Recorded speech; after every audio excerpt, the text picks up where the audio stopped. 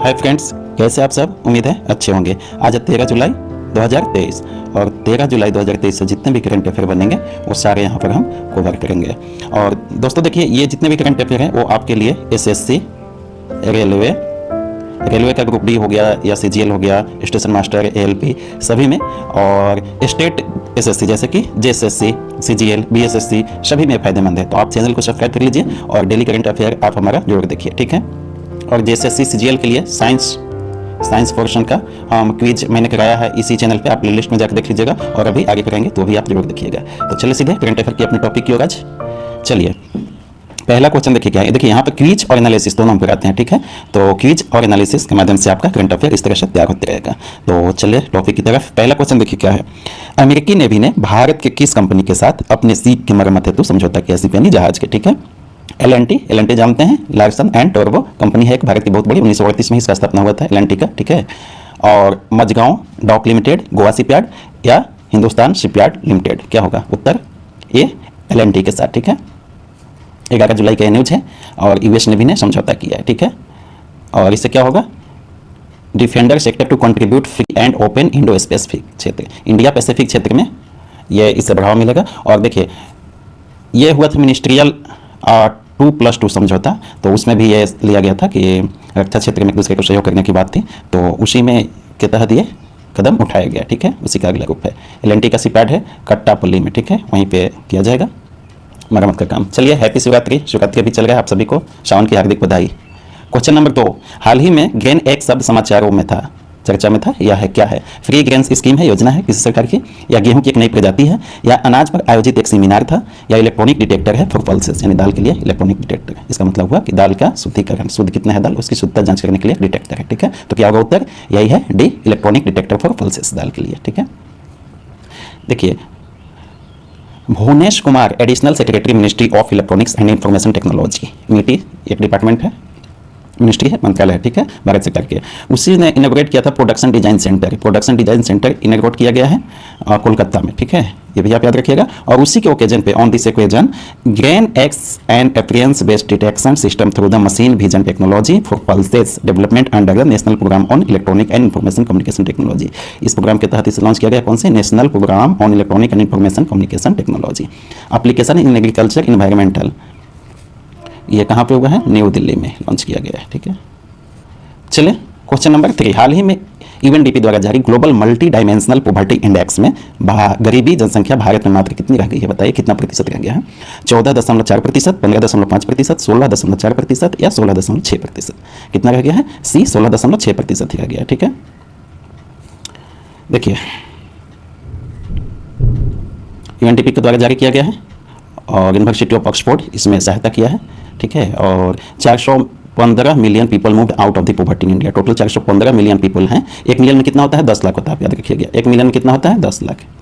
तो total 415 million people moved out poverty in India with in 15 years में, ठीक है। 2005 से लेकर 2021 तक का डाटा है। 55.1% था पहले, उससे डिक्रीज होकर कितना रह गया है? 16.4%, ठीक है। और इसमें ऐसा नहीं है कि 2005-6 से है, तो 2005 से लेकर 15 तक के बीच में ही 370 मिलियन कम हो गए थे, ठीक है। और 15 के बाद 19 तक बाकी हुए हैं, ठीक है।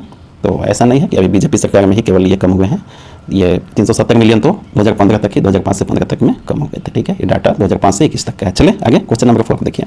विज्ञान भवन नई दिल्ली में आयोजित international conference on green hydrogen 2023 में किस बैंक ने भारत को $27 बिलियन तक ग्रीन ग्रोथ के लिए देने का वादा किया है? ये नई दिल्ली में आयोजित किया गया था international conference on green hydrogen 2023, ठीक है। और उसी में कौन से बैंक ने भारत को 27 बिलियन तक ग्रीन ग्रोथ के लिए देने का वादा किया है? European investment bank, Asian development bank, world bank या उपर्युक्त सभी? क्या होगा उत्तर? डी, उपर्युक्त सभी, तीनों मिलकर देंगे, ठीक है। कितना? 27 बिलियन तक का। देख लीजिए यहाँ पे आपको थोड़ा हम क्लियर कर दें कि यूरोपियन ये कितना देगा? 1 बिलियन देगा।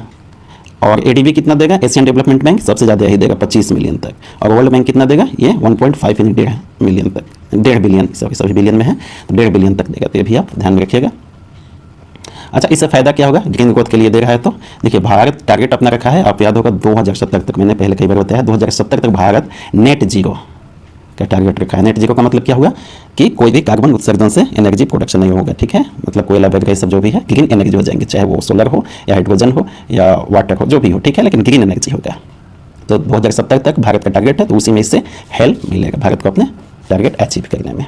ठीक है, चले क्लब विस्तारा तथा मास्टर कार्ड के साथ मिलकर किस बैंक ने ट्रेवल क्रेडिट कार्ड लॉन्च किया है? ट्रेवल में यात्रा करने के लिए क्रेडिट कार्ड। ठीक है, डेबिट कार्ड जैसे एटीएम बोलते हैं, क्रेडिट कार्ड जो क्रेडिट है मतलब आपके अकाउंट में पैसे नहीं होते हैं, फिर भी वो आपका एक लिमिट होता है, उतने तक आप पैसे का यूज कर सकते हैं ऑनलाइन ट्रांजेक्शन वगैरह में, तो उसे क्रेडिट कार्ड बोलते हैं। तो वैसे ही यात्रा के लिए क्रेडिट कार्ड किस बैंक ने लॉन्च किया है? इन दोनों के साथ मिलकर, मास्टर कार्ड और क्लब विस्तारा के साथ। IDFC फर्स्ट बैंक, HDFC नहीं, ICICI बैंक और IDFC first bank, IDFC। Axis bank, SBI bank, क्या होगा उत्तर? IDFC फर्स्ट बैंक होगा। ठीक है, जब हम आपको PDF देंगे तो इसे सुधार कर देंगे, यहाँ पर आप सुधार कर लीजिएगा, IDFC फर्स्ट बैंक है। ठीक है, और ये IDFC फर्स्ट बैंक जो है वो फाउंडेड किया merger of capital first and IDFC bank का। ठीक है, 2018 में मर्जर होने के बाद IDFC फर्स्ट बैंक बना है।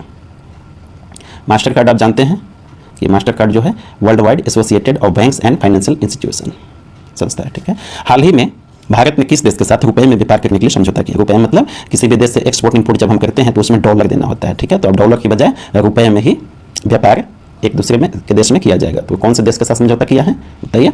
भूटान, बांग्लादेश, जापान या USA? तो यहाँ USA तो होगा नहीं, क्यों? क्योंकि USA का डॉलर खुद ही फेमस है वर्ल्ड में, तो अपने डॉलर का वैल्यू क्यों गिराएगा? तो इसको आप इस तरह से काट सकते हैं। जापान भी विकसित देश है, उसे भी जरूरत नहीं इस तरह की, तो क्या होगा उत्तर? B, बांग्लादेश। ठीक है, अब इसमें देखिए जब रुपये में किया जाएगा तो इसके लिए बहुत सारे जितने भी वित्तीय समाधान वगैरह निकालने की जरूरत पड़ेगी। जैसे मान लीजिए कि इंडिया के रुपए और बांग्लादेश का टक्का, बांग्लादेश की मुद्रा क्या है? टक्का। ठीक है, तो एक दूसरे में एक्सचेंज करने की जरूरत पड़ेगी टक्का और इंडिया के रुपए की। उसके लिए इंस्टीट्यूशन बनाने पड़ेंगे या उस तरह के फाइनेंशियल सिस्टम बनाने पड़ेंगे, तो उसके लिए क्या करना होगा? अच्छा, क्यों किया गया? देखिए इंडिया जो है, बांग्लादेश इंडिया से लगभग 13 बिलियन डॉलर व्यापार करता है, मतलब इंडिया से 13 बिलियन डॉलर का खरीदारी हर साल करता है अपने यहाँ, और भारत जो है बांग्लादेश से 2 बिलियन डॉलर की खरीदारी करता है। तो इस तरह से हम ट्रेड बेनिफिट है हमारे। ठीक है, और बांग्लादेश ट्रेड डेफिसिट में है हमारे साथ। तो टका रुपीज करेंसी कार्ड एक जारी किया जाएगा, उसे पे कार्ड बोला जाएगा, पे कार्ड। इसमें टका बांग्लादेश का और इंडिया का रुपीज ये एक दूसरे से कन्वर्ट होगा पे कार्ड के माध्यम से, और डेबिट कार्ड रहेगा ये, और एक नेस्ट्रो अकाउंट खोला जाएगा, नास्ट्रो अकाउंट खोले जाएंगे। ठीक है, नेस्ट्रो अकाउंट सभी व्यापारियों को खोले जाएंगे। इससे क्या होगा? नेस्ट्रो अकाउंट में क्या है कि एक बैंक अकाउंट को दूसरे बैंक में के संचालन की अनुमति मिलती है। ठीक है, पैसा जमा भी कर सकते हैं एक दूसरे बैंक में, भले ब्रांच इस बैंक का जैसे SBI का ब्रांच अगर वहाँ नहीं है बांग्लादेश में, तो दूसरे बैंक जो वहाँ की बैंक है उसमें नेस्ट्रो अकाउंट खोलने के बाद ये सुविधा मिल जाती है कि आप वहाँ के बांग्लादेश के जो बैंक है उसमें भी आप पैसे का लेन देन कर सकते हैं, तो उसे नेस्ट्रो अकाउंट बोलते हैं। तो ये भी आप ध्यान रखिएगा। तो इसी सब इंस्टीट्यूशन सिस्टम के माध्यम से रुपए में ही व्यापार किया जाएगा। चलें क्वेश्चन नंबर 7, 34वें इंटरनेशनल बायोलॉजी ओलंपियाड में भारत ने कितने गोल्ड मेडल जीते? 2, 3, 4, 5? क्या होगा उत्तर? C, 4 गोल्ड मेडल जीते। ये इंटरनेशनल बायोलॉजी ओलंपियाड होता है हर साल। ठीक है, तो इसमें क्या है कि जैसे 10th लेवल के जो बच्चे होते हैं, सेकेंडरी स्कूल के जो स्टूडेंट होते हैं वही भाग लेते हैं। ठीक है, तो भारत 4 गोल्ड मेडल जीता है उसमें। देख लीजिए कहाँ हुआ था यह? UAE, यूनाइटेड अरब एमिरात, मतलब ठीक है वहाँ पे हुआ था ये, और भारत 4 जीता है। उसके बाद सिंगापुर भी 4 गोल्ड मेडल जीता है भारत के बाद। अच्छा, ये पहली बार ऐसा हुआ है, first time all the student, मतलब 4 ही स्टूडेंट रिप्रेजेंट किए थे इंडिया से, मतलब गए थे भारत की तरफ से, और चारों क्या जीते हैं? India on the gold medal in IBO, international biology olympiad. चारों स्टूडेंट गोल्ड मेडल जीते रहे हैं, ऐसा पहली बार हुआ। ठीक है, और इसमें एक चीज़ और ध्यान रखिए, टोटल कंट्री कितने इसमें पार्टिसिपेट किए थे? मतलब टोटल स्टूडेंट थे 293 और कंट्री टोटल कितने थे? 76 देशों से 293 स्टूडेंट इसमें पार्टिसिपेट किए थे। तो 293 टोटल 29 गोल्ड मेडल रखा गया था, मतलब 293 का लगभग 10%, 29 हुआ ना 10%, तो ये 10% गोल्ड मेडल है, 29 गोल्ड मेडल रखा गया था जिसमें 4 भारत के स्टूडेंट लाए हैं। तो ये बहुत बड़ा अचीवमेंट है। और अगला 35वां कहाँ होगा? अस्ताना, कजाकिस्तान में। 35वां जो ये है वर्ल्ड इंटरनेशनल बायोलॉजी ओलंपियाड 35वां कहाँ होगा? अस्ताना में। अस्ताना कहाँ है? कजाकिस्तान में, कजाकिस्तान। ठीक है, तो भी आप ध्यान रखिएगा। क्वेश्चन नंबर 8, अंतर्राष्ट्रीय मलाला दिवस कब मनाया गया? 10 जुलाई, 11 जुलाई, 12 जुलाई या 13 जुलाई? क्या होगा उत्तर? C, 12 जुलाई को। ठीक है, ये मलाला यूसुफजई के बर्थडे यानी जन्म दिवस पर मनाया जाता है। ठीक है, मलाला यूसुफजई जो है पाकिस्तान की लड़की थी और ये एजुकेशन, गर्ल्स एजुकेशन के लिए ये बहुत ही आवाज़ उठाई थी, तो उसी के जन्म दिवस पे मलाला यूसुफजई दिवस यूनाइटेड नेशन मनाता है। ठीक है, किस राज्य सरकार ने पायलट प्रोजेक्ट के रूप में अंत्योदय सामूहिक सुरक्षा योजना लॉन्च की? महाराष्ट्र, गुजरात, छत्तीसगढ़, उड़ीसा? क्या होगा उत्तर? भी गुजरात। गुजरात सरकार ने पायलट प्रोजेक्ट मतलब अभी इस स्कीम को कुछ ही क्षेत्रों में लागू किया जाएगा, जब सक्सेस हो जाएगा तो पूरे गुजरात में इसे लागू किया जाएगा, उसे पायलट प्रोजेक्ट बोलते हैं। ठीक है, और ऐसा करने वाला गुजरात जो है Gujarat has become the first state in the India to introduce this scheme aiming to benefit of worker. Worker के बेनिफिट के लिए ऐसा करने वाला योजना लॉन्च करने वाला गुजरात क्या है, फर्स्ट स्टेट बन गया भारत में। तो ये भी आप ध्यान रखिएगा। क्वेश्चन नंबर 10, मेघालय सरकार ने क्लीन एनर्जी के लिए किस कंपनी के साथ समझौता किया? PGCIL मतलब power grid corporation of India limited, या NTPC national thermal power corporation, या लैंको पावर, या LNT? क्या होगा उत्तर? भी NTPC के साथ। ठीक है, चलिए दोस्तों, थैंक यू, आपने सेशन को एंजॉय किया, इसके लिए बहुत बहुत धन्यवाद। दोस्तों आप चैनल को सब्सक्राइब जरूर कर लीजिएगा, इससे क्या है कि जब भी हम वीडियो अपलोड करेंगे तो वो आपके पास पहुंचेगा, और बेल आइकन को भी दबा लीजिएगा। ठीक है, थैंक यू वेरी मच।